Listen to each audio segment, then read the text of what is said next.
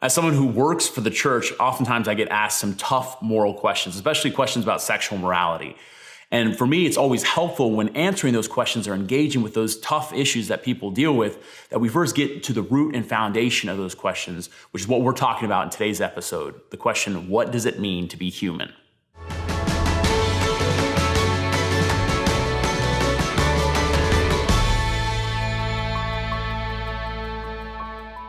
So this question of what does it mean to be human is so important because it's foundational to everything that we do as human beings. And so if we want to answer any of the moral questions that we ask, we want to see how we are called to live, how we should act as a society. If we get that question wrong, then we're going to get everything else wrong as well. We see this on both the micro level for individual persons and on the macro level for societies as well. You look at it in the times when the Bible, the first books of the Old Testament, were really being brought together. That was under the Babylonian exile. And so the people of Babylon had an understanding of their humanity, that they came from a place of violence and chaos and war and bloodshed. Their creation myths were really focused on that. We're all focused on bloodshed and destruction. So when they talked about what it meant to be human, it means that they come out of that place of violence and bloodshed. So that impacted their society.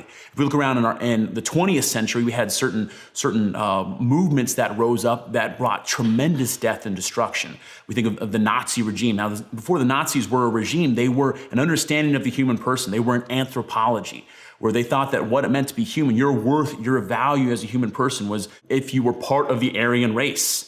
And so as much as you matched up with that, you had worth and value. And if you did not match up with that, you could and should be discarded and even killed. We think about the communist regimes throughout the 20th century and into the 21st century.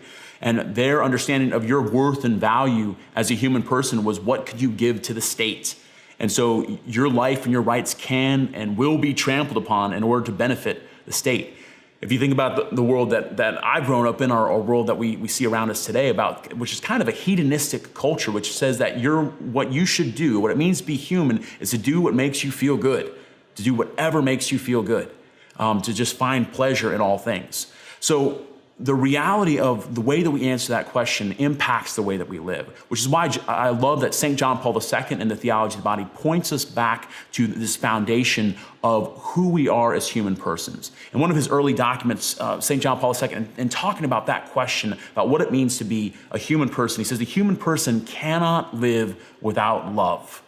He remains a being that is incomprehensible for himself. His life is senseless if love is not revealed to him, if he does not encounter love, if he does not experience it and make it his own, if he does not participate intimately in love.